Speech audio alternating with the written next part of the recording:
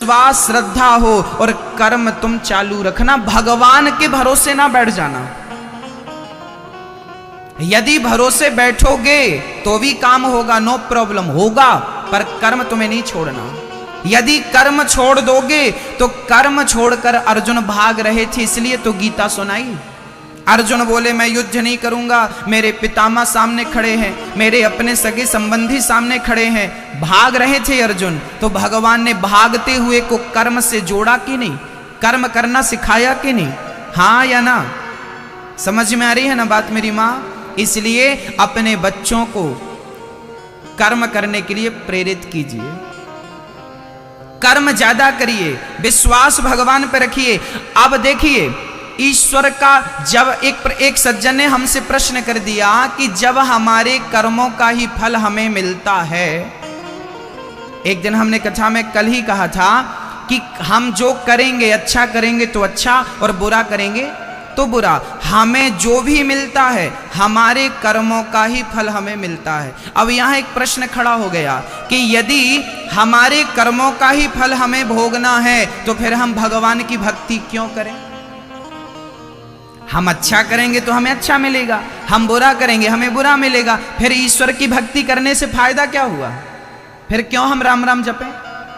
जब कर्मों का ही फल हमें भोगना है तो ईश्वर की भक्ति क्यों करें? बात प्रश्न समझ में आया कि नहीं आपको? प्रश्न समझ में आया तो मैं उत्तर बताऊं। प्रश्न समझ में आया? प्रश्न यह है, कोई प्रश्न करे, एक सज्जन ने हमसे यह प्रश्न किया था।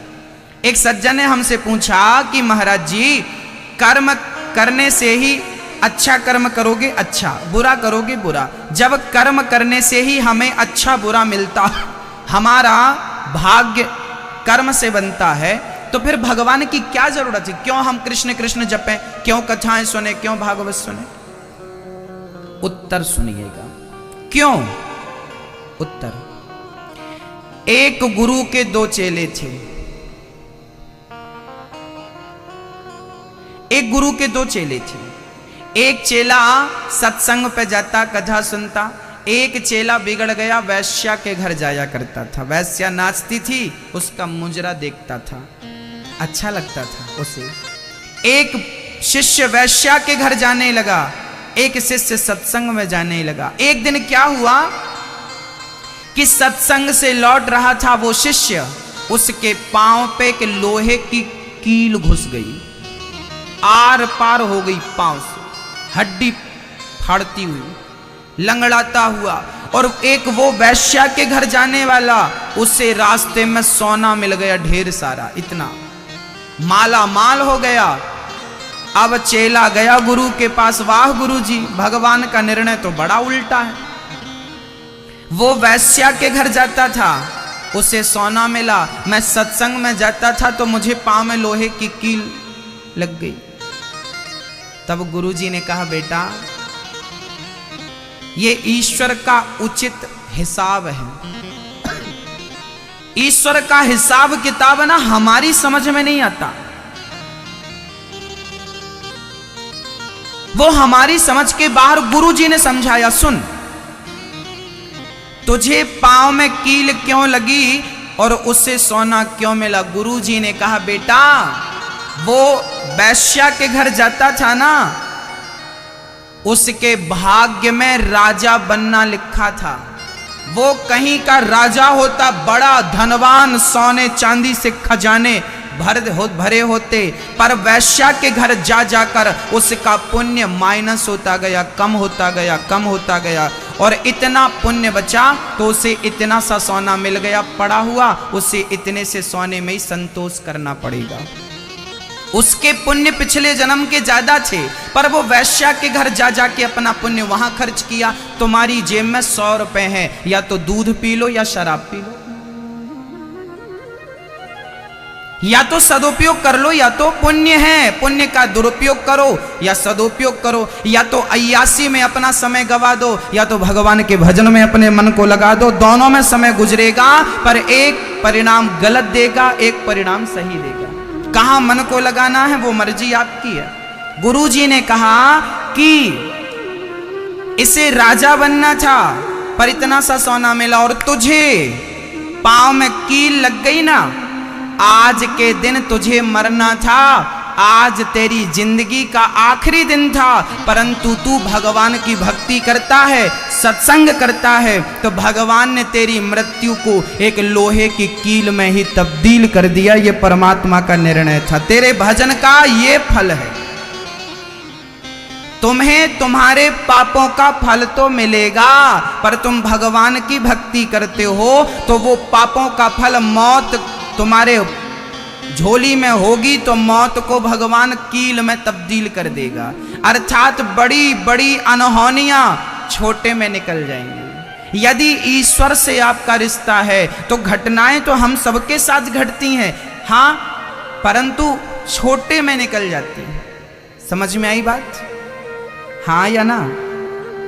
इसलिए कर्म तो करो, पर कर्म के साथ परमात्मा क्या है? परमात्मा राष्ट्रपति शासन है। जैसे किसी को फांसी हो गई, यदि राष्ट्रपति चाहें तो उसकी फांसी उसे माफ कर सकते हैं। उसी प्रकार कितना भी बड़ा पापी क्यों ना हो, पर परमात्मा चाहें तो कृपा की दृष्टि डाल के उस पापी से पापी अजामिल को भी मोक्ष का अधिकारी बना सकते हैं। उनका राष्ट्रपति शासन है, स्वतंत्र शासन है। कब किस पर कृपा कर दें परमात्मा कोई नहीं जानता। अकारण करुणा वरुणालय उन्हें कहते हैं। न जाने कौन से गुण पर दयानिधि रीझ जाते हैं, यही सदग्रंथ कहते हैं, यही हरि भक्त गाते हैं। तो बात समझ में आ गई आपके? हाँ, मैं आपको नहीं आई? आ गई। अच्छा, एक सज्जन ने हमसे एक प्रश्न किया था बहुत साल पहले। मैं कुछ प्रश्न उठाता हूं और उनके उत्तर भी देता हूं, केवल इसलिए कि कभी ये प्रश्न आपके दिमाग में खड़े हों, कोई खड़ा करे तो इनके उत्तर आपके पास रहें, आप व्याकुल ना हो जाएं, टेंशन में ना जाएं। एक सज्जन ने हमसे गीता पर एक प्रश्न किया था सालों पहले, उसका भी समाधान मैं आप तक पहुंचाऊं। एक सज्जन ने हमसे पूछा कि गुरुजी, गीता में लिखा है, कृष्ण कह रहे हैं अर्जुन से, अर्जुन मेरी इच्छा के बिना पत्ता भी नहीं हिलता। ऐसा वेद भी कहते हैं, भगवत गीता भी कहती है। भगवान कहते हैं कि मेरी इच्छा के बिना, जोर से बोलिए आप, मैया जी, ओ मैया, ओ मैया, ओ मेरी मां, कहां देख रही हो? बोलो, ईश्वर की इच्छा के बिना, गीता में लिखा है कि ईश्वर की इच्छा के बिना पत्ता भी नहीं हिलता। अब आप बताइए, ये बात सही है या गलत है? बोलो, सही है, 100% सही है।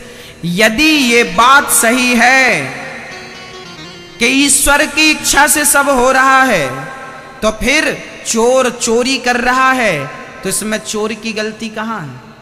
ईश्वर की इच्छा है। फिर बलात्कारी बलात्कार कर रहा है तो इसमें ईश्वर की इच्छा है। तो क्या ईश्वर ये चाहता है कि तुम बलात्कार करो? तो फिर ये बात कैसे? आपने यदि किसी से कह दिया कि भगवान की मर्जी के बिना पत्ता नहीं हिलता, तो सामने वाला तुरंत तर्क करेगा कि फिर बलात्कार जो हो रहे हैं ये भी भगवान की इच्छा से हो रहे हैं, तो इन सब का दोषी भगवान, भगवान पे केस कर दो, है ना? आपकी बात गलत हो जाएगी यदि आप ऐसा कहेंगे। आइए अब हम इसका सही तात्पर्य आपको बतलाते हैं। ईश्वर की मर्जी के बिना पत्ता नहीं हिलता, यह बात 100% सही है, परंतु इस बात को समझने के लिए इसके आसपास की बातें समझनी पड़ेंगी। आइए जरा इसको समझते हैं। आप रेडी हैं? हर बात समझ रहे हैं कि नहीं? हर बात समझिएगा, ना जाने कौन सी बात आपकी किस्मत बदल दे, कौन सी बात आपके ज्ञान तक, ज्ञान ग्रंथि तक पहुंच के और वहां आपके हृदय में विस्फोट कर दे और आपका हृदय प्रेम और भक्ति श्रद्धा से भर जाए। ये बात बिल्कुल सही है कि ईश्वर की मर्जी के बिना पत्ता नहीं हिलता। मैं बोल रहा हूं, इसमें ईश्वर की मर्जी है। आप सुन रहे हैं, इसमें ईश्वर की मर्जी है। चींटी जा रही है ईश्वर की मर्जी से, हाथी चल रहा, सब कुछ ईश्वर की मर्जी से। परंतु उदाहरण से समझते हैं इसको। हमारे भारत भैया हैं, उदाहरण बहुत सरल हम आपको दे रहे हैं ताकि आपको समझ में आ जाए। हमारे भारत भैया हैं, इनकी एक गाड़ी है, समझिएगा बात। हमारे भारत भैया जी हैं, इनकी एक गाड़ी ड्राइवर लेके गया। आपने बोला कि जाओ, हमारे मेहमान रेलवे स्टेशन में आए हैं। तो भारत जी ने अपने ड्राइवर से कहा, भारत जी ने अपने ड्राइवर से कहा कि जाओ, हमारे मेहमान आए हैं रेलवे स्टेशन पे, आप लेके आओ। ड्राइवर गाड़ी निकालता, गाड़ी इनकी है, गाड़ी इनकी मर्जी से चलती है। माना कि गाड़ी आपकी है, गाड़ी आपकी मर्जी से चलती है, परंतु ड्राइवर जब लेके गया तो रास्ते में गड्ढे में उसने गिरा दी गाड़ी। गाड़ी गड्ढे में गिर गई और गाड़ी में छोटा सा नुकसान हो गया। अब आप ये बताइए कि ड्राइवर ने गाड़ी को गड्ढे में गिराई तो क्या इनकी मर्जी थी? कहो हाँ या ना। चलिए इसको तरीके से समझते हैं। आपकी गाड़ी है, आपने ड्राइवर लगा रखा है, गाड़ी आपकी है, गाड़ी आपकी मर्जी से चलती है। आप कहेंगे कि रेलवे स्टेशन जाएगी तो वहां जाएगी, आप कहेंगे एयरपोर्ट जाएगी, वहां जाएगी, आप कहेंगे बाईपास जाएगी, वहां। आपकी गाड़ी आपकी मर्जी से चलती है, जहां आप बोलेंगे वहां जाएगी। परंतु वो गाड़ी यदि ड्राइवर कहीं डिवाइडर में ठोक दे तो क्या ये आपकी मर्जी थी?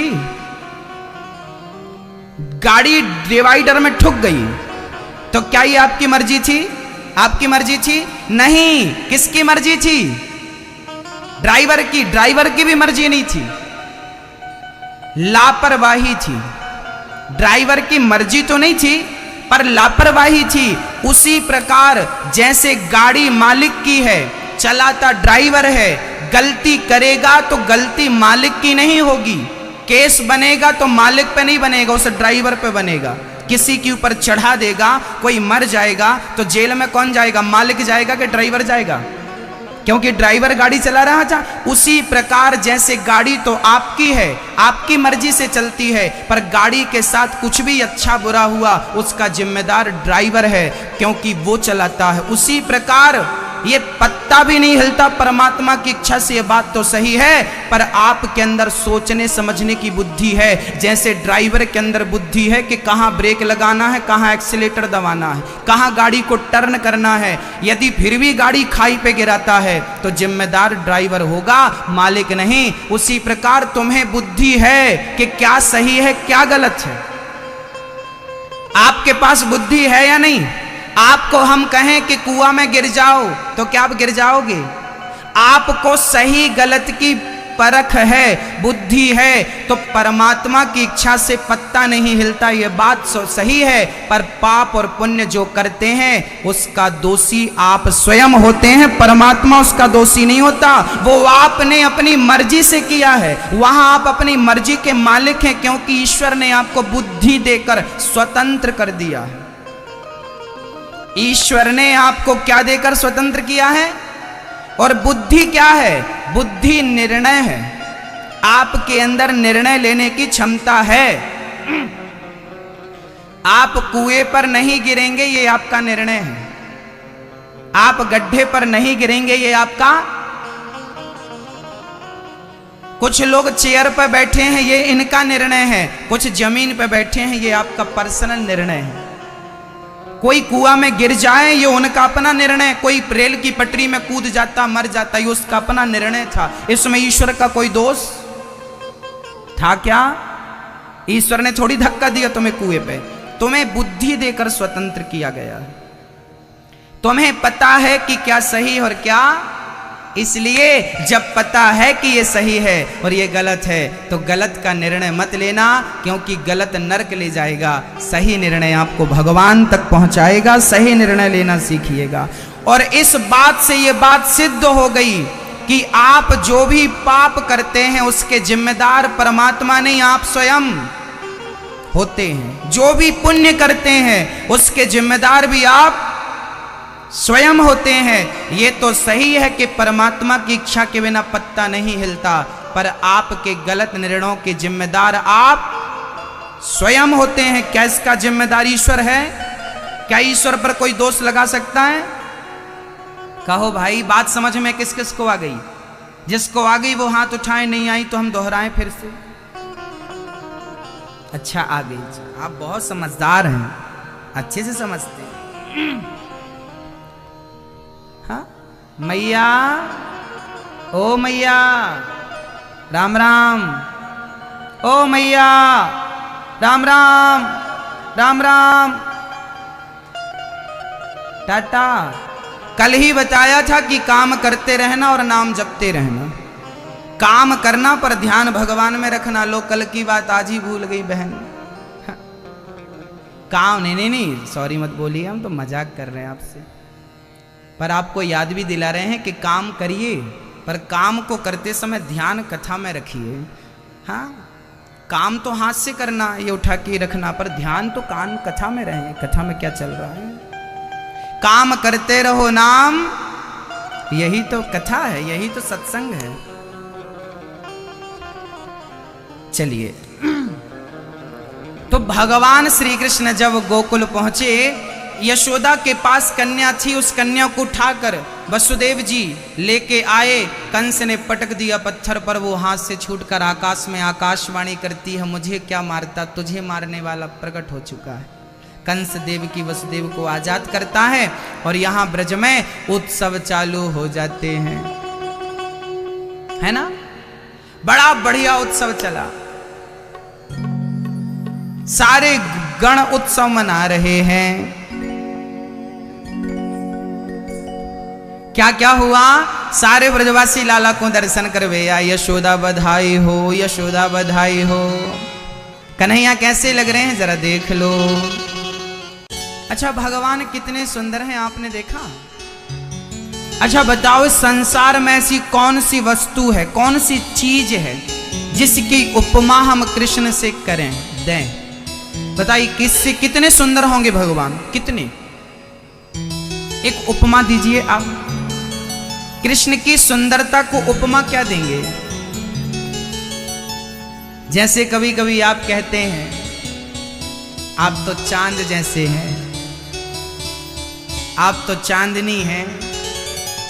हाँ, हिरनी जैसी आंख है, कोयल जैसा गला है, ये उपमा दी जाती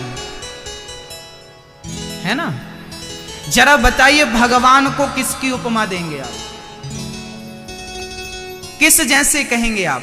आप अच्छा, लता जी कैसा गाती हैं? कोयल जैसा। उपमा दी गई तो किससे? पक्षी से। इससे बड़ी कोई उपमा देने को है ही नहीं ना। आपकी आंखें बड़ी सुंदर हैं, कैसी? मृगनयनी, मृगी जैसी। आप, यदि आपकी आंखें सुंदर हैं तो कहा जाएगा ये मृगनयनी है। आपकी चाल अच्छी है तो कहा जाएगा गजगामनी है। गजगामनी, गज की तरह, गजिका की तरह चाल है। हाँ, आप दिखते अच्छे हैं तो लोग कहेंगे चांद सा मुखड़ा है। क्या कहेंगे? चांद सा मुखड़ा है। हाँ, तो विचार करिए कि जिस परमात्मा ने मृग को बनाया, मृग की आंखें आप जैसी हैं, अच्छी होंगी तो मृगनयनी। तो जिसने मृग की आंखें बनाई हैं उसकी आंखें कैसी होंगी? आपका गला कोयल जितना अच्छा, तो जिसने कोयल को आवाज दी है वो कितना अच्छा होगा। आप कहते हैं चांद सा मुखड़ा, तो जिसने चांद को मुखड़ा दिया होगा उसका मुखड़ा कैसा है? उसको हम कहां कंपेयर करें, कहां तुलना दें उससे? किसकी तुलना कहां से दे दें? लोग कुल्लू मनाली जाते हैं, क्या देखते हो? वादियां। अरे वादियां देख रहे हो? जिसने वादियां बनाई वो कैसा होगा? कुछ लोग समुद्र देखने जाते हैं, जिसने समुद्र बनाया वो कैसा होगा? कई बार हम अनेक शहरों में जाते हैं ना, तो लोग हमसे कहते हैं चलो गुरुजी हम आपको घुमा के लाएं। हम अनेक शहरों में जाते हैं तो वहाँ के भक्त लोग, जैसे हम जबलपुर में हैं तो कभी आप कहें कि चलो आपको ये घुमाएं वो घुमाएं, ये दिखाएं वो दिखाएं। सच कहता हूँ मुझे कुछ देखने की इच्छा ही नहीं है। मैं कहीं चला जाऊं लोग मरते हैं, कुल्लू मनाली कश्मीर, ये कोई अमेरिका में, कोई पेरिस का टावर देखना चाहता, कोई चाइना की दीवार देखना, मुझे कोई चाहत नहीं है। किसी ने कहा महाराज जी आपकी इच्छा नहीं होती कुछ देखने की? हमने कहा जिसने ये दुनिया बनाई है उसे देखने की इच्छा है, अब और कुछ देखने की इच्छा नहीं। क्या देखें, क्या देखना है? उससे सुंदर कुछ हो तो देखा जाए। जब सब कुछ उसमें ही समाया है तो फिर बाहर देखने से फायदा क्या? हाँ, क्या फायदा? इसलिए कुछ ना देखा जाए, सब कुछ बनाने वाले को देखा जाए। कितना सुंदर है ये, है ना? किसी भक्त ने बढ़िया सा गाया है कि नाम तुम्हारा पालनहारा, जाने कब दर्शन होगा, जिसकी रचना इतनी सुंदर वो कितना सुंदर होगा। नाम तुम्हारा पालनहारा, जाने कब दर्शन होगा, जिसकी रचना इतनी सुंदर वो कितना सुंदर होगा। दीन दुखी का इस दुनिया में कोई नहीं सहारा है, झूठी दुनिया मेरे प्रीतम तू ही एक सहारा है। कृष्ण दरस यदि करना हो तो किस किस को करना है? तो सुन लो, शर्त है इसके पीछे। कृष्ण दरस यदि करना हो तो कृष्ण प्रेम करना होगा, जिसकी रचना इतनी सुंदर वो कितना सुंदर होगा। ये आंखें उसी दिन हो जाएं अंधी, जो तेरे सिवा देखे सपना किसी का। ये आंखें उसी रात हो जाएं अंधी, ये आंखें उसी रात हो जाएं अंधी, जो तेरे सिवा देखे सपना किसी का। अब किसी महफिल में जाने की हमें फुर्सत नहीं। कहाँ जाएं, किसको देखें?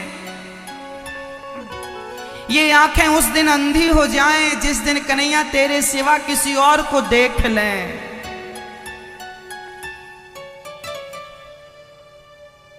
कि अब किसी महफिल में जाने की हमें फुर्सत नहीं। ये जो आंखें हैं हमारी, ये जो आंखें हैं हमारी, मिल गई हैं शाम से। अब कहीं आंखें मिलाने की हमें फुर्सत नहीं। एक था दिल मिल गया वो शाम से,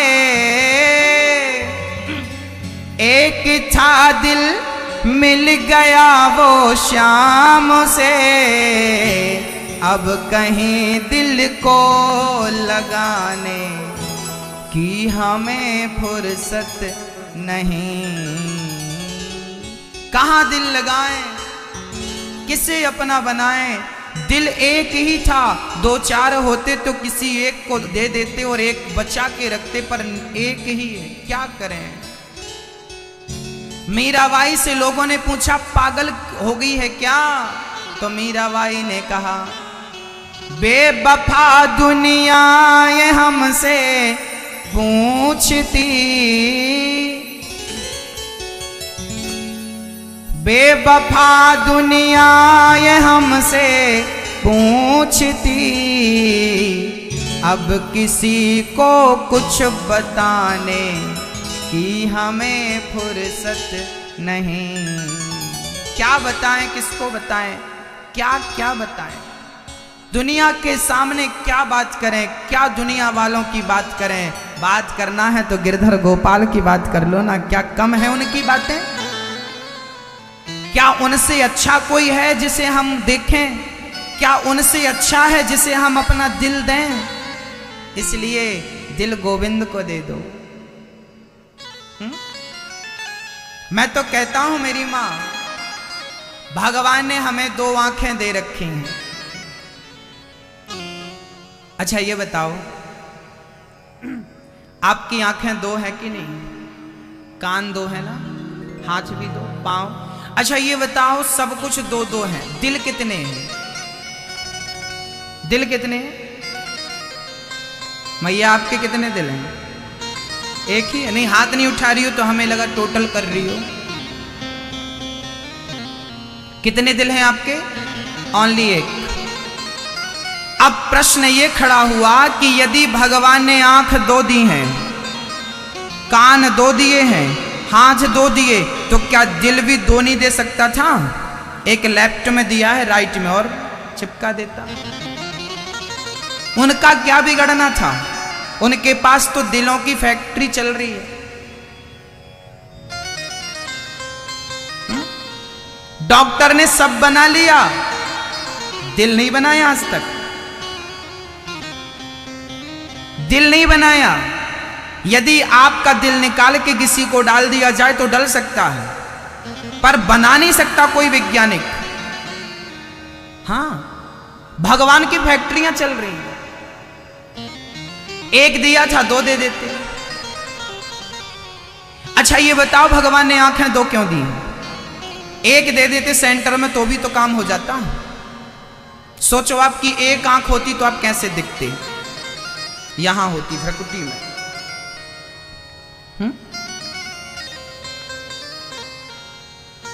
फिर कोई पीछे से हॉर्न मारता ना, तो अभी तो ऐसे में काम चल जाता, फिर पूरा करना पड़ता। भगवान ने दो आंख इसलिए दी है, मैं बताता हूं, ध्यान से सुनना। ये सब्जेक्ट फिर कब आप सुनेंगे वो ईश्वर जानते हैं। आंख दो इसलिए है कि भगवान ने कहा है तुम जाओ, एक आंख पत्नी के लिए, मां के लिए, पिता के लिए, बच्चों के लिए, परिवार के लिए, पति के लिए। एक आंख से पत्नी को, पति को, मां को, पिता को, बेटी को, बेटा को, परिवार को, बिजनेस को, व्यापार को देखना, और दूसरी आंख सदा गिरधर गोपाल को देखने में लगाना। इसलिए विधाता ने दो आंख दी है, एक आंख से दुनिया को और दूसरी आंख से दुनिया बनाने वाले को। दो कान तुम्हें क्यों दिए हैं? इसलिए कि एक कान से पत्नी की सुनना, पति की, बेटी की, बेटे की, माँ की, पिता की, परिवार की, रिश्तेदारों की, बिजनेस की, व्यापार की सुनना, पर दूसरा कान सदा कथा सुनने के लिए रिजर्व रखना। जहां भी कथाएं हो छोड़ना मत, कथाएं सुनने के लिए, भगवान की चर्चा करने के लिए दूसरा कान। दो हाथ किस लिए? एक हाथ से पत्नी को, पति को, परिवार को थामो, बिजनेस व्यापार को थामो, और दूसरे हाथ से सदा समाज की सेवा, दीन दुखियों की सेवा करते रहना। सेवा करने के लिए तुम्हें दूसरा हाथ दिया गया है, सेवा करना। एक हाथ से बच्चों के लिए आपका बेटा आपकी जिम्मेदारी है, आपकी पत्नी आपकी जिम्मेदारी है, आपका पति आपकी जिम्मेदारी है। एक हाथ से पति पत्नी बेटा बेटी की जिम्मेदारी निभाओ, दूसरे हाथ से माँ बाप की सेवा, अतिथि की सेवा, गुरुजनों की सेवा और समाज के साथ देश की सेवा करना दूसरे हाथ से। ये तैयार रहे दूसरा हाथ, सेवा में तैयार रहे, कब जरूरत पड़ जाए देश के लिए बलिदान दे देना अपना, इसलिए दूसरा हाथ। दो पांव क्यों दिए परमात्मा ने? इसलिए दिया कि एक पांव से तुम पत्नी के लिए चलना, पति के लिए चलना, माँ बाप के लिए चलना, बिजनेस व्यापार के लिए, काम धंधे के लिए चलना, पर दूसरा पांव सदा सत्संग कीर्तन के लिए, तीर्थ यात्रा के लिए चलता रहे। आपका पांव सदा धर्म के लिए आगे बढ़ना चाहिए, आपका कदम। इसलिए दो पांव। अब समस्या यह है कि दिल एक है, अब दिल में किसे बिठाना है ये आप बताओ। दो भाग तो हमने कर दिए, दिल एक है, दो होते तो हम कह देते कि एक को पत्नी को दे दो, एक को भगवान को दे दो, पर क्या करें, विडंबना यह है कि दिल एक है। अब बताओ वो एक दिल किसे देने का प्लान है आपका? अच्छा बताओ, प्लान क्या आपने दे रखा है? बताओ मैया, आपने दिल किसको दिया है? पति को। आज बैठी कथा में तो बोलने लगी मैया हमने भगवान को दिया, और घर में हमने तो दिल आपको दिया।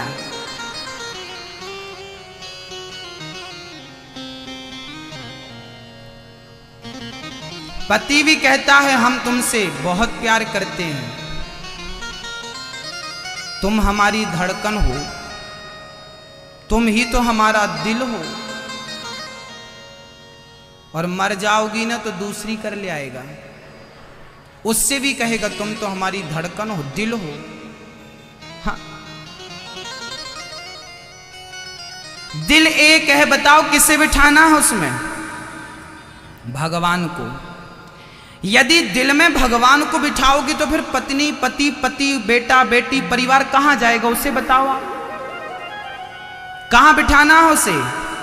पत्नी को, पति को, बेटी को, बेटे को दिल में नहीं बिठाना, इन्हें अपने दिमाग में रखना है। दूसरी जगह मैं बता रहा हूं, दिमाग कहां रखेंगे? जोर से बोलो, कहां रखेंगे? दिमाग में रखेंगे। क्यों? क्योंकि कहते हैं जो चीज दिमाग में होती है वो जल्दी निकल जाती है, जो दिल में होती है कभी नहीं निकलती। दिमाग में परिवार को बिठाओगे तो मरने के पहले परिवार निकल जाएगा, मोक्ष हो जाएगा, परमात्मा दिल में रहेगा। और कहीं परिवार दिल में बैठ गया तो निकलेगा नहीं, फिर ये जन्म मृत्यु के चक्कर में पड़ना पड़ेगा। एक पत्नी ने अपने पति से कहा जरा 1 किलो शक्कर और 2 किलो घी ले आना। पति गया, बाजार से आया, पत्नी ने कहा घी शक्कर कहाँ है? बोले तेरी बात दिमाग से निकल गई। कहां से निकल गई? कई बार आप लोग कहते हैं कि बात दिमाग से निकल गई। बातें अक्सर कहां से निकलती हैं? जोर से बोलना। बातें अक्सर कहां से? कोई आज तक ये नहीं बोला कि तेरी बात दिल से निकल गई। सही है क्या? घी ले आना, शक्कर ले आना, फलाना ले आना, जब आप आते हैं तो बोलते हैं दिमाग से निकल गई, दिल से कभी नहीं बोलते, क्योंकि वो बात को आपने दिल में रखा ही नहीं था, उसे तो आपने दिमाग में रख लिया था। पत्नी ने कहा ये लाना है, आपने दिमाग में रख लिया। बच्चे ने कहा बैग लाना है, बुक लाना है, आपने कहाँ रखा? दिमाग में। जो चीज दिमाग में होती है, बहुत ध्यान से सुनना, जो चीज दिमाग में होती है वो आसानी से निकल जाती है। एक बहू मेरे पास आई, बोले गुरुजी सास ने गाली दे दी। मैंने कहा भूल जा। कैसे भूल जाऊं? दिल में लग गई। अब ये दिल में लग गई तो अब नहीं भूलने वाली। आप लोग उल्टा करती हो मां, बातें तो आप दिमाग में रखती हो और गाली गलौज दिल में रखती हो। ये मजाक नहीं है, मानो ना मानो 100% रियल है। सास ने 20 साल पहले यदि आपको कोई गाली दी होगी ना तो बहुएं अच्छे से याद रखी हैं उस गाली को, अभी तक संभाल के रखती हैं। मेरी सास ने तो 20 साल में ये गाली दी थी। 20 साल तक बताइए, आपके हाथ में कोई फोड़ा हो जाए तो क्या 4 महीने से ज्यादा रहता है वो? समय पर तो शरीर के घाव भर जाते हैं, पर तुम्हारे दिल की बातें अभी तक दिल में ही है। डिलीट कब करोगे? मर जाओगे, डिलीट नहीं होंगी तो फिर से तुम्हें जन्म लेना पड़ेगा। ये गाली गलौज जो तुमने डस्टबिन में डालनी थी ना, रोज गाड़ी आती, कचरा वाली गाड़ी आई, कचरा निकाल। काहे को निकाले? हमने तो दिल में रखा, क्यों निकाले? कचरा दो प्रकार का है, एक वो है जो तुम्हारे झाड़ू से निकलता रोज के, और एक कचरा ये है जो आपने दिल में रखा है। एक काम करिए, जल्दी से कचरा निकाल के डस्टबिन में डालिए और अपने दिल में परमात्मा को जगह दीजिए। परमात्मा दिल में बैठेगा तो कल्याण होगा। दिमाग में हर बात रखिए, नहीं तो आपके मोक्ष की सबसे बड़ी बाधा है। हमारे भारत की बहुओं का एक बहुत फेमस डायलॉग आपको सुनाएं, हमारी सास ने तो हमें चम्मच तक नहीं दिया। ये डायलॉग भारत का सबसे प्रसिद्ध डायलॉग। हर बहू रोती है, 100 में से 99.99, 100 में से 99.99 बहुएं रोती हैं, हमारी सास ने तो चम्मच नहीं दिया, चम्मच नहीं दिया, चम्मच तक नहीं दिया, चम्मच तक नहीं दिया। अच्छा ये बताओ, फिर जो आपका पति है, वो पति आपको किसने दिया? आप कह रही हो चम्मच नहीं दिया, तो ये जो बताओ आपका जो पति है वो किसने दिया? आपकी मम्मी ने। हाँ, फिर सास नहीं तो दिया था, चम्मच नहीं दिया। चम्मच तो एक काम कर, चम्मच ले, पति वापस कर। चम्मच चम्मच रट रही है, ले चम्मच, सोने का ले ले, चल पति वापस कर। चलेगा क्या? कितनी विचित्र बात है। जो तुम्हें नहीं मिला उसका ख्याल तो है, जो तुम्हें मिला उसकी कोई वैल्यू ही नहीं है। पति दिया है तुम्हारी सास ने, उसका धन्यवाद नहीं दिया कि वाह सासू माँ आपने मेरा भगवान मुझे दिया है, उसका धन्यवाद नहीं। चम्मच नहीं दिया, चम्मच नहीं दिया, उसकी शिकायत पहले। तुम सासू माँ जितनी यहां बैठी हैं, आपकी बहू कहा करे ना चम्मच नहीं दिया, तो चम्मच दे के पति वापस ले लेना।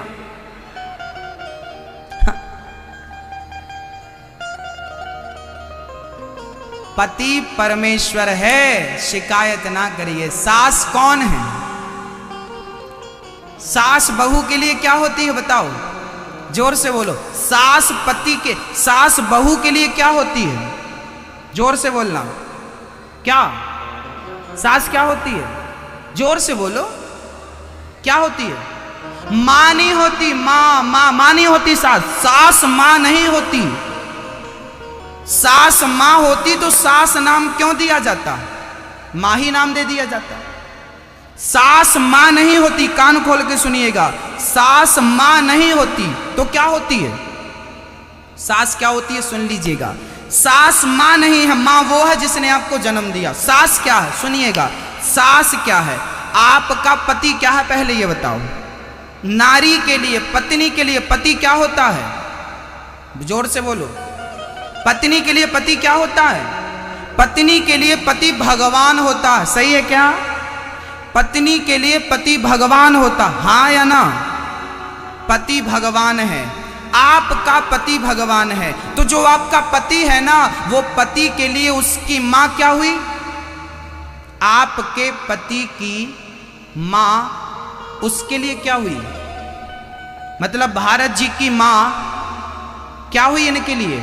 मेरी मां मेरे लिए क्या हुई? मेरी मां मेरे लिए क्या हुई? मां भगवान होती है। मां क्या होती है? मां क्या होती है? मां क्या होती है? मां भगवान होती है। तो जो आपका पति है वो आपका भगवान है, और जो आपकी सास है वो आपके भगवान का भगवान है। सास मां नहीं, सास तो भगवान की भगवान होती है। सास तो भगवान की, क्योंकि पति भगवान है, तो भगवान आपका पति है, तो आपके पति का भगवान उसकी मां है, उसकी मां तुम्हारी सास। तो सास क्या होती है? सास मां नहीं होती। सास क्या होती है? जोर से बोलो। भगवान नहीं होती, भगवान की। भगवान की, भगवान तो पति है, पति परमेश्वर है, भगवान है, तो सास तो भगवान की। तो जितना आदर पति का है उससे 10 गुना आदर सास का होना चाहिए। जितना सम्मान पति का है उससे 10 गुना सम्मान सास का होना चाहिए, ससुर का होना चाहिए, क्योंकि ससुर आपके भगवान के भगवान। तो आज से कंफ्यूजन हटा दीजिए, सास मां नहीं होती, कह दीजिए जबलपुर में सबको।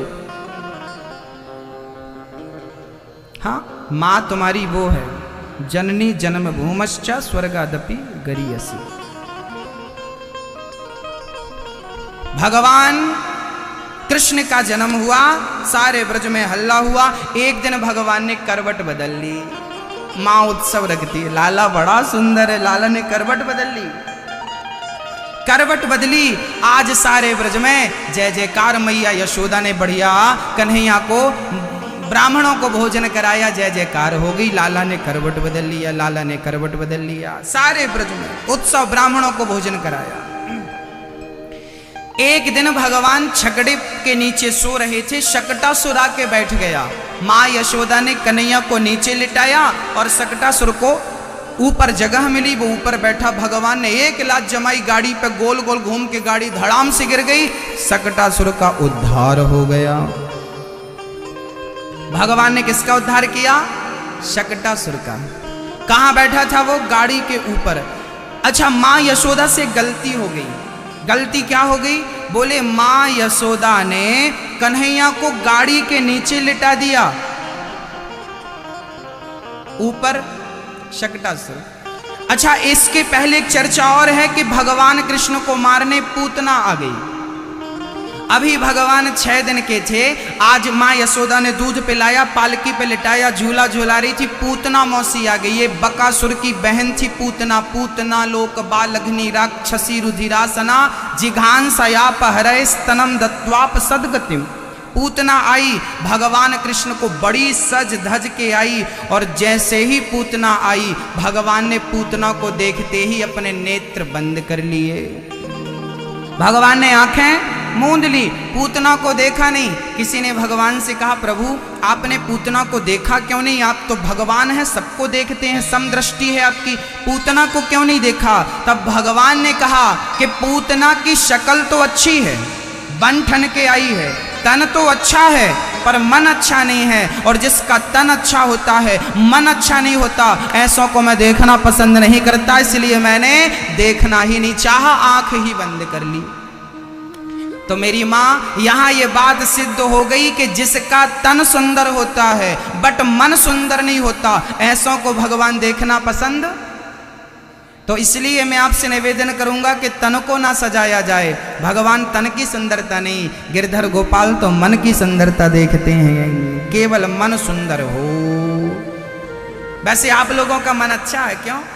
अच्छा ये बताइए, आपने कभी गंगा स्नान किया कि नहीं? पूरी जिंदगी में एक बार भी नहाए हो तो हाथ उठाओ। गंगा जी कभी नहाए हो तो हाथ उठाओ। ओ, सबने, जबलपुर में सब धर्मात्मा। आपने गंगा स्नान कर लिया? वाह, हम आपको प्रणाम करते हैं, थोड़ा पुण्य हमें भी मिलेगा। आपने 10 बार किया? ओ, महान मूर्तियां हमारे बीच में। अच्छा, अब की बार कभी आप गंगा जी जाओ, अब की बार कभी भी जाना, महीने भर बाद, 10 महीने बाद, साल भर बाद, 10 साल, कभी भी आप जाना तो मेरी एक बात याद रखना। आप कभी भी जब गंगा जी जाना तो एक बोतल में, एक शीशी में अपने घर की नाली का थोड़ा पानी भर लेना। नाली का पानी बोतल में भरना, ढक्कन लगाना, झोले में रखना। और जब गंगा जी जाना तो वो पानी में, गंगा जल में बोतल डाल देना। और जितने दिन आप रुकें, 10 दिन, 5 दिन, 2 दिन, शीशी को पड़ी रहने देना। जब आप वापस आए तो बोतल निकालना, पॉकेट पे रखना, घर ले आना और घर पे ढक्कन खोल के सबको पिलाना, गंगा जल पियो, गंगा जल पियो। कोई पिएगा? कोई पिएगा? हाँ ना में जवाब दीजिए। नहीं पिएगा। क्यों? क्योंकि उसमें नाली का पानी कोई पिएगा? अरे भाई, वो नाली का पानी तो वो तो 2 दिन तक गंगा में डूबी रही, शुद्ध नहीं भई क्या? वो पानी की बोतल 2 दिन तक गंगा में डूबी रही। हमने बोला ना गंगा में डुबाना है उसे, 2 दिन तक, 3 दिन तक गंगा में डूबी रही। क्या वो शुद्ध नहीं भई? क्या शुद्ध नहीं भई? बोलो। नहीं हुई, क्योंकि गंगा का जल ऊपर से तो निकल गया पर अंदर जैसा था वैसा ही है। वही तो हम कह रहे हैं कि आप गंगा नहाने के पहले जैसे थे, नहाने के बाद भी वैसे ही रहे, तो गंगा नहाने से फायदा क्या हुआ? वो शीशी यदि शुद्ध नहीं हुई 2 दिन तक डूबने के बाद, तो आप 2 डुबकी में शुद्ध कैसे हो गए? समझ में आई बात? एक शीशी में गंदा पानी भरो, गंगा में डाल दो, 10 दिन तक पड़ी रहने दो, क्या उसका गंदा पानी स्वच्छ हो जाएगा गंगा में डालने से? बोलो भाई, कब होगा साफ? जब उसका ढक्कन खुलेगा, जब गंगा जल अंदर जाएगा, जब अंदर जाएगा तो फिर शुद्ध हो जाएगा। वही आप करते हैं। आप गंगा जी गए, ऊपर ऊपर तो नहा लिया, हर हर गंगे हर, और अंदर तो कपट नहीं साफ हुआ। नाली का पानी बोतल में था, आपके भीतर भी पानी गंदा भरा है, कपट का जल, काम का जल, लोभ क्रोध अहंकार क्या क्या नहीं भरा। और 10 बार गंगा नहा लिए, फिर भी निंदा करना नहीं छूटी, चुगली करना नहीं छूटी, झूठ बोलना नहीं छोड़ा, तो गंगा नहाने से मिल जाएंगे भगवान? गंगा अब की बार जाना, आखिरी बार, सुन लो, बार बार गंगा नहाने से जरूरत नहीं है। एक बार गंगा नहाओ और हाथ में जल लेकर गंगा के सामने प्रतिज्ञा करो कि हे मां, जितना पवित्र तेरा जल है, आज से मैं अपने मन को इतना पवित्र रखूंगा। यही गंगा स्नान है। गंगा जल की तरह जिस दिन मन पवित्र हो जाएगा, उस दिन गंगा नहा लिया, फिर आपको जाने की जरूरत नहीं। घर पे आप नल के पानी पे नहाइए, वही गंगा जल हो जाएगा, यदि मन शुद्ध हो गया तो। कि गंगा में जाकर बंदे तन की तू मैल धोता, गंगा में जाकर बंदे तन की तू मैल धोता, जो मन की मैल न धोई, जो मन की मैल न धोई, गंगा गया तो क्या हुआ। तन को धोया मगर मन को धोया। अच्छा मैया ये बताओ, आप कढ़ाई जब घर पे सब्जी दाल बनाती हो तो कढ़ाई बाहर से ज्यादा धुलती हो कि भीतर से? बोलो, भीतर से। बाहर से धुलने की जरूरत नहीं है, गैस पे गंदी होती नहीं, अंदर धुलना जरूरी है। और आप लोग भी अपना बाहर भाग तो बहुत धुल रहे हैं तन को, पर अंदर नहीं धुल रहे हैं मन को। कैसे काम बनेगा? तन ना धुलिए, मन को शुद्ध करिए। मन कैसे शुद्ध होगा? हम नहीं कह रहे हैं, गोस्वामी जी कह रहे हैं कि निर्मल मन जन सो मोहि पावा, मोहि कपट छल छिद्र ना भावा। निर्मल मन जन सो मोहि पावा, मोहि कपट छल छिद्र न भावा। निर्मल मन जन सो मोहि पावा, मोहि कपट छल छिद्र न भावा। एक बार आप बोलिए चौपाई, अच्छा लगेगा हमें। बोलो, निर्मल मन जन सो मोहि पावा, मोहि कपट छल छिद्र ना। भगवान को क्या पसंद नहीं है? कपट पसंद नहीं है, छल पसंद नहीं है। बस आप लोग भी कपट से दूर रहना, छल से दूर रहना। परमात्मा को कतई पसंद नहीं है ये सब चीजें। हाँ, मेरी माँ पूतना भगवान को लेके चली, पूतना का दूध पिया भगवान ने। अच्छा, ये पूतना दूध पिला रही है, दूध के संग जहर मिला के लाई है। दूध पिला रही है, जहर भी पिला रही है। भगवान ने दूध भी पिया, जहर भी। अब बोले पकड़े हैं तो प्राण भी पी लें। भगवान प्राण पीने लगे। पूतना चिल्लाई, बालक छोड़ छोड़ छोड़। भगवान बोले, मौसी जी खबरदार, यहाँ पकड़ने की व्यवस्था तो है, यहाँ छोड़ने की कोई व्यवस्था नहीं है। भगवान ने पकड़ लिया, कस के प्राणों का पान किया। पूतना के प्राण निकल गए, धम्म से जमीन पर गिर पड़ी। पूतना गिर पड़ी, प्राण निकल गए। आज पूतना के शरीर को जब नंद बाबा ने जलाया, शरीर से सुगंध निकल पड़ी। अहो बकेयम स्तन कालकोटम, जिघांसयापा ययदाप्यसाध्वी, लेभे गतिम धातृचिताम ततोन्यम कंबा दयालुम शरणं व्रजेमा। पूतना मौसी भगवान को मारने आई। भगवान ने जो गति कौशल्या को देनी थी वही गति पूतना को देकर उसका कल्याण कर लिया। ये भगवान की भगवत्ता है। ये पूतना बकासुर की बहन पिछले जन्म में राजा बलि की बेटी, राजा बलि का नाम सुना है आप लोगों ने, जिन्होंने 3 पग भूमि दी थी। राजा बलि की बेटी, सबसे बड़ी बेटी का नाम था रत्नमाला। जब वामन भगवान गए भूमि का दान लेने तो रत्नमाला ने देखा कि इतना सुंदर बच्चा मेरा होता तो दूध पिलाती। भगवान बोले तथास्तु, जरूर पिलाना। पर जब 3 पग भूमि में सब नाप लिया तो कहने लगी ऐसा छलिया बेटा मेरा होता तो जहर पिला के मार डालती। भगवान बोले ये भी तथास्तु।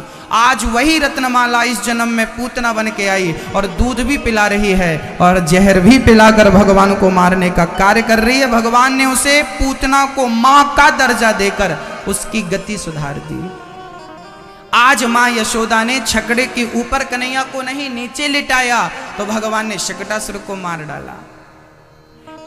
एक बात बहुत गंभीरता से समझना है मेरी मां, ये बाल लीलाएं कृष्ण की हर कथा के पीछे, देखिए कथाएं तो सब जानते हैं, मैं सीधी सीधी कथाएं कह के आगे बढ़ूंगा ना तो आपको उसके पीछे का जो तत्व, सार तत्व है वो समझ में नहीं आए। और मेरा उद्देश्य है कि भगवान की लीलाओं को हम छोटे से रूप में आप तक पहुंचा दें और उसके पीछे का जो सार तत्व है, उसके पीछे की जो शिक्षा भगवान देना चाह रहे हैं उसका मैं विस्तार करूं। तो आप क्या चाहते हैं, मैं सार तत्वों का विस्तार करूं या कथा कथा बोलता जाऊं? आप बताइए। सार तत्व बताता जाऊं ना, उस कथा के पीछे का सार। अब मैं बोलता जाऊं भगवान ने पूतना को मारा, फिर भगवान ने शकटासुर को मारा, तृणावर्त को मारा, ये मार के इतना भी बोल के मैं आगे बढ़ सकता हूं, परंतु इसके पीछे का सिद्धांत जब तक आप तक नहीं पहुंचाऊंगा तब तक मुझे लगता है कि कथा अभी अधूरी है। भगवान की हर लीला के पीछे एक उद्देश्य था। हर उद्देश्य में मैं प्रकाश डालूंगा, थोड़ा ध्यान से समझिएगा और हर मुद्दे पर गंभीरता का परिचय दीजिएगा आप सभी। एक क्या घटना घट गई, आज मां यशोदा ने कन्हैया को छकड़े के नीचे लिटा दिया, ऊपर सामान भर दिया ढेर सारा। भगवान ने कहा अच्छा गाड़ी के नीचे हमें, ऊपर सामान। देखिए कितना बढ़िया संदेश है। हम लोग भी कभी कभी यही करते हैं कि हम लोग भी जिंदगी की गाड़ी में भगवान को पीछे कर देते हैं, अपने आप को और अपने अहंकार को आगे कर लेते हैं। कई बार जब हमें उपलब्धियां मिलती हैं ना तो हम कहते हैं हमारी मेहनत से मिली। लो भगवान पीछे हो गए कि नहीं? जब आपको कोई सफलता मिलती है तो आप क्या कहते हैं? तुरंत कहते हैं हमने तो मेहनत की है, हमने तो ये किया ना। आपकी मेहनत से आपको सफलता नहीं मिली। कुछ लोग कहते हैं हमारी मेहनत से, पर कुछ लोग कहते हैं कि ये ईश्वर की कृपा है। वहां भी ईश्वर को आगे रखना चाहिए, आप पीछे ना करें। कोई भी उपलब्धि मिले तो ये मानना चाहिए कि ये मेरी मेहनत नहीं, ये तो गोविंद की कृपा से मुझे मिली। ये किसकी कृपा से?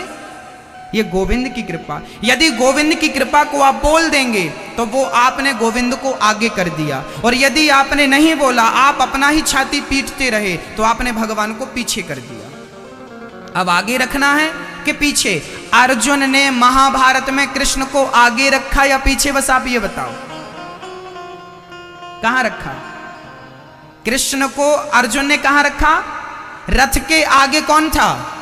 बस हम चाहते हैं कि आप भी जिंदगी की गाड़ी चलाएं तो कृष्ण को आगे बिठाएं। हर सफलता के पीछे कृपा उनकी है। आप माने ना माने, कोई स्वीकार करता है, कोई नहीं करता, फर्क केवल इतना। पर यह निश्चित है कि हर उपलब्धि में गोविंद की कृपा होती है। उन्हें ना भूला जाए, उन्हें याद रखा। कई बार हम अहंकार कर लेते, मैं ऐसे। कई लोग ना जबलपुर में ऐसे ऐसे चलते हैं, थोड़ा सा धन मिल जाए, वैभव मिल जाए, वो अकड़ू हो जाते, अकड़ते ऐसे। एक सज्जन हमसे बोले गुरुजी हमने 4 बेटियों का विवाह किया, 2 बहनों का विवाह किया, ये पूरी प्रॉपर्टी हमने बनाई। अच्छा एक बात बताओ, ये कई बार आप लोग भी बोलते हैं कि हमने ये किया, हमने ये किया, हमने बेटियों का विवाह किया, हमने परिवार का पालन किया, हमने इसका पालन उसका। अच्छा ये बताओ, आप यदि मर जाते तो क्या आपकी बेटियां अभी तक कुंवारी बैठी रहती? जवाब हाँ या ना में। आप मर जाते तो क्या आपकी बेटियां अभी तक कुंवारी रहती? हाँ या ना? आप मर जाते तो क्या आपकी बहनें कुंवारी रहती? आप मर जाते तो क्या आपका परिवार भूखा मर जाता? नहीं। इसका सीधा अर्थ है कि उन अहंकारियों से कह दो कि तुम छाती ना पीटो, तुम्हारे बिना भी ये जिंदगी चलती है, तुम्हारे बिना भी ये जिंदगी चलेगी। किसी के बिना किसी का कोई काम रुका हो, इतिहास गवाह